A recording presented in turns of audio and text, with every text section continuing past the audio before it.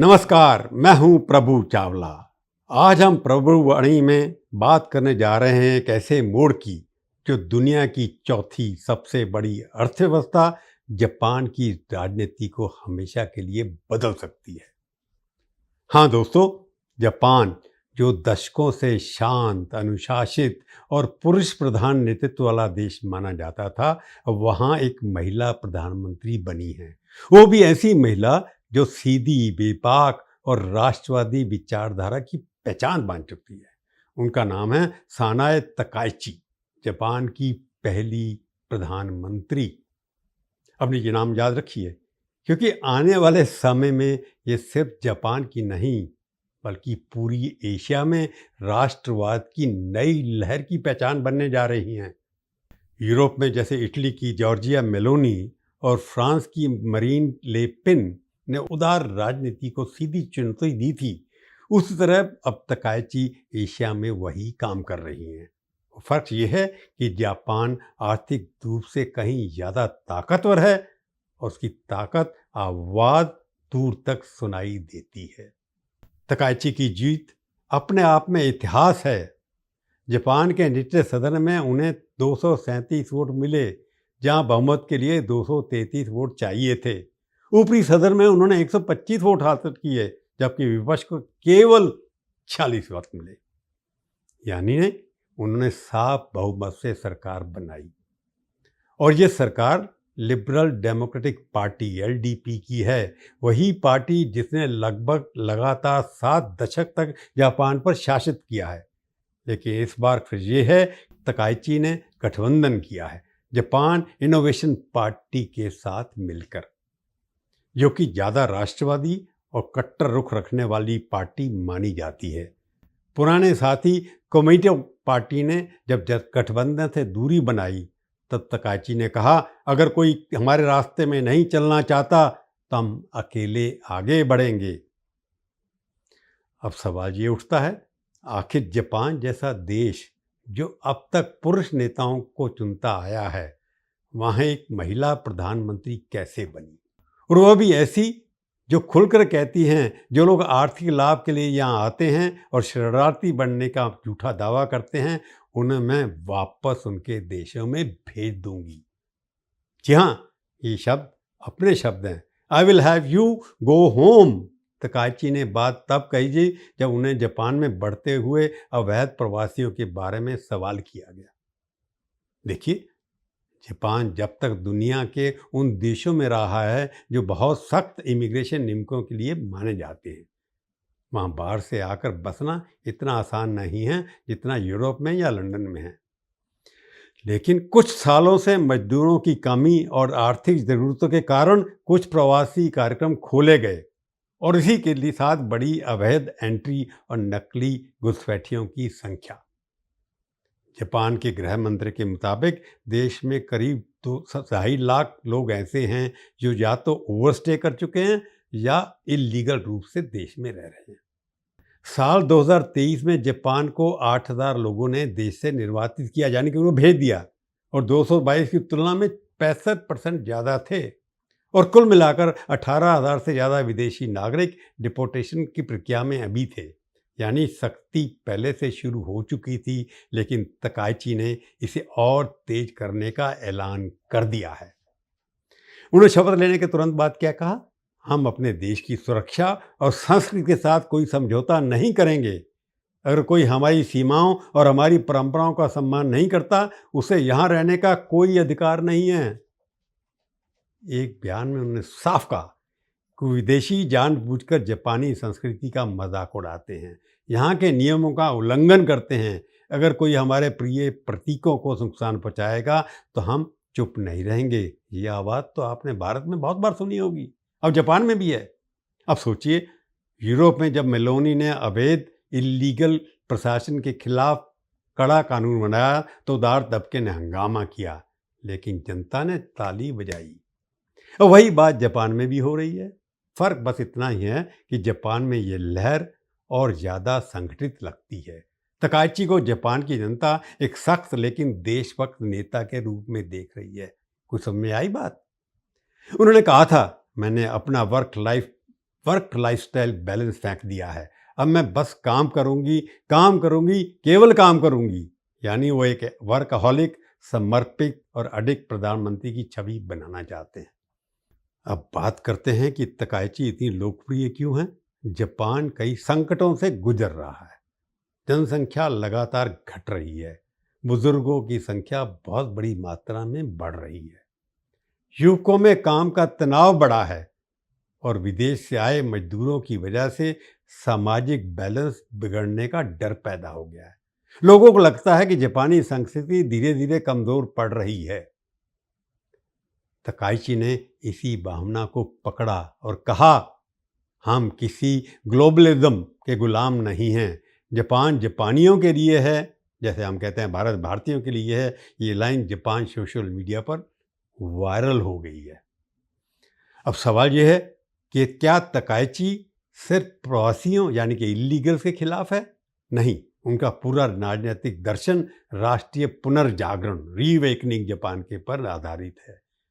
वे Japan के सम्राट के प्रति पूरी निष्ठा रखती हैं, पारंपरिक परिवार व्यवस्था की समर्थक हैं और चाहती हैं कि युवा जापान के इतिहास और सेना पर गर्व महसूस करें।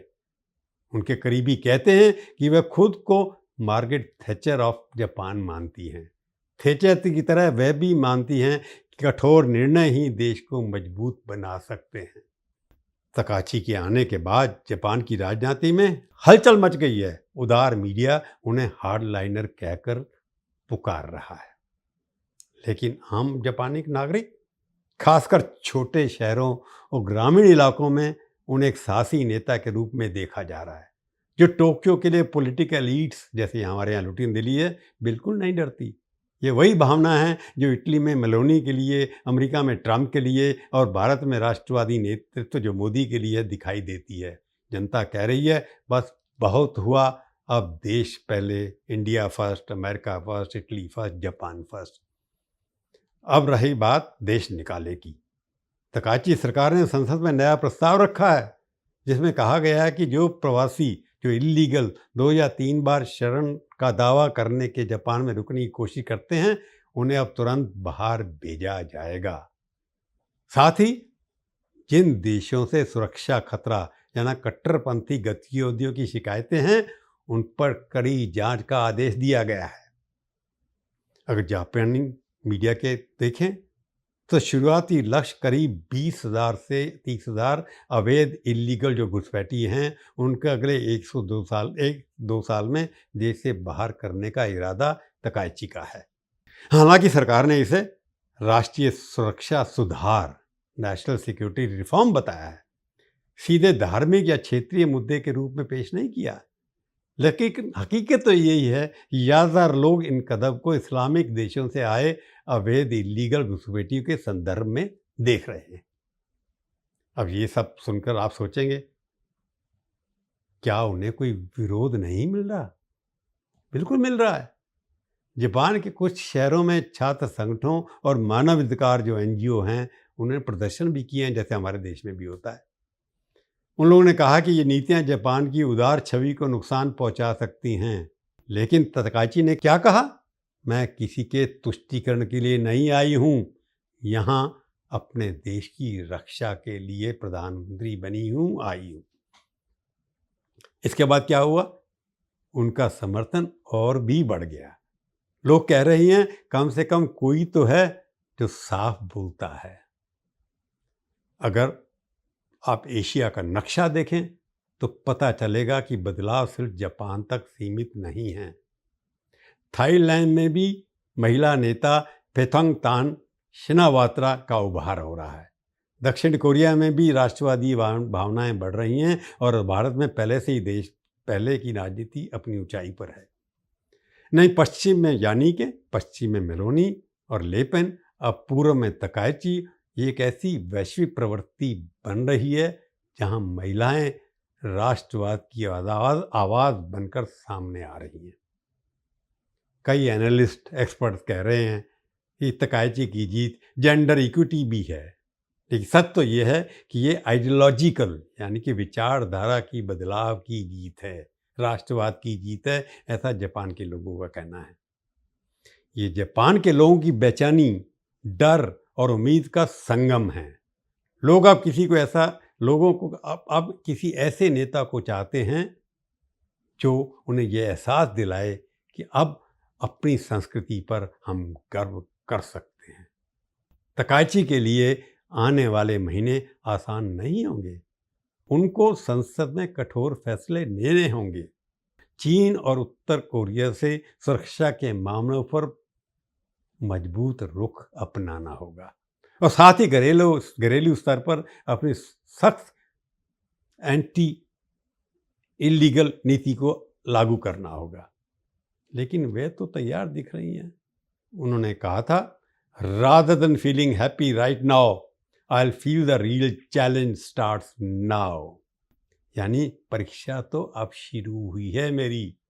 ये अब सवाल हम सब के लिए है, क्या यूरोप और एशिया में ये नया राष्ट्रवादी महिला नेतृत्व एक सोशल रीसेट की निशानी है?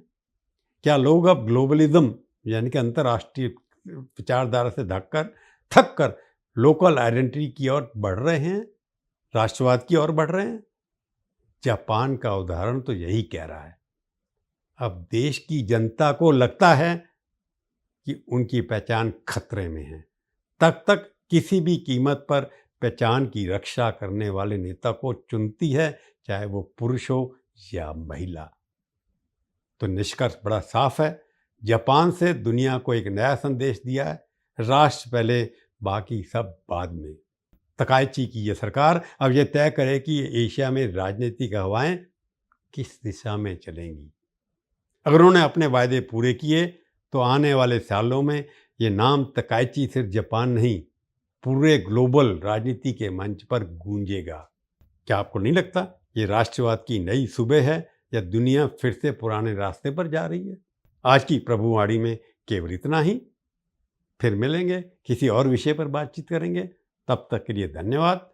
जाने से पहले फिर कहता हूँ कि आप मेरे चैनल को देखिए, सब्सक्राइब करिए, कमेंट लिखिए, टिप्पणियाँ लिखिए, खट्टी मीठी तीखी, मैं उनका बुरा बिल्कुल नहीं मानूंगा और हो सका तो जवाब भी दूंगा। धन्यवाद, नमस्कार, जय हिंद।